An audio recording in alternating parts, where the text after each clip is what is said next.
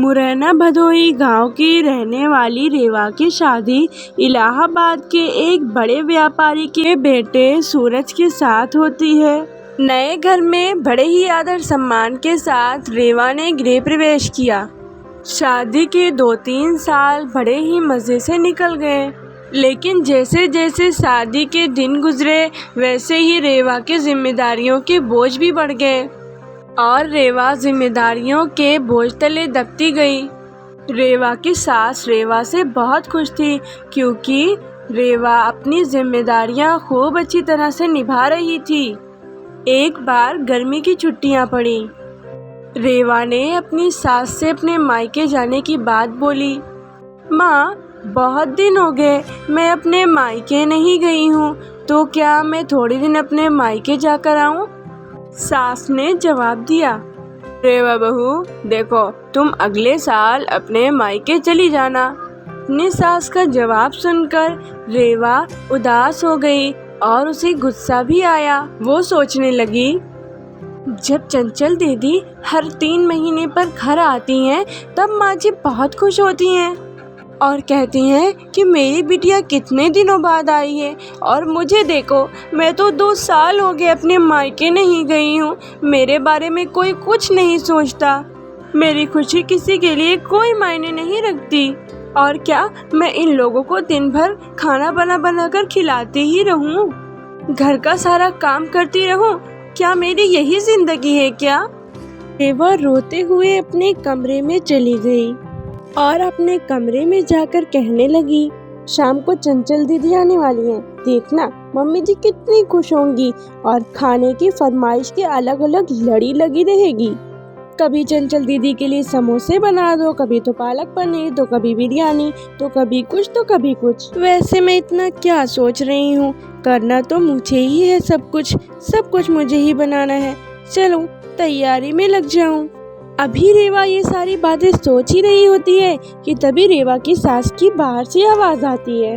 अरे ओ रेवा, जल्दी नीचे आओ, तुम्हारी ननंद चंचल आ गई है। रेवा अपने चेहरे पर एक मुस्कान लिए हुए और अपने दर्द को एक कोने में अंदर दबाए हुए अपनी नंद का स्वागत करती है। और भाभी कैसी हो? अच्छी हूँ दीदी। और घर में सब कैसे हैं? और हमारे जीजा जी कैसे हैं? चंचल शर्माते हुए कहती है। वो भी अच्छे हैं भाभी।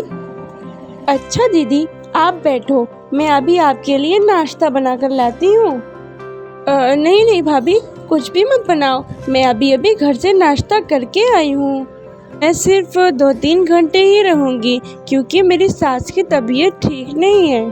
वो क्या है ना, आपके जीजा जी उन्हें लखनऊ दिखाने ले गए हैं, तो उन्होंने बोला कि तुम अकेले घर पर क्या करोगी, थोड़ी देर जाओ अपने मायके ही सबसे मिलकर चली आओ। सो मैं चली आई।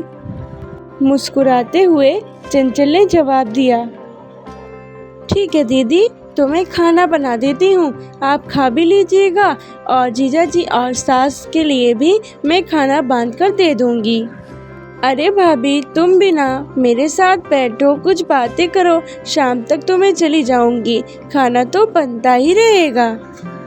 तभी रेवा की सास ने रेवा से कहा, अरे बेटा, तुम दोनों बैठो, बातें करो, तब तक मैं तुम दोनों के लिए कुछ बना कर लाती हूँ। नहीं माँ जी, आप बैठिए, दीदी के साथ बात करिए, खाना मैं बना कर लाती हूँ। तभी चंचल ने कहा, अरे कोई बात नहीं, आप खाना बनाओ, मैं भी आपके साथ वहीं बातें करूंगी, आपकी थोड़ी मदद भी हो जाएगी, ये ठीक रहेगा ना भाभी? चंचल और रेवा रसोई में प्रवेश करती हैं और काफ़ी देर हंसी मजाक करने के साथ साथ खाना भी तैयार हो जाता है।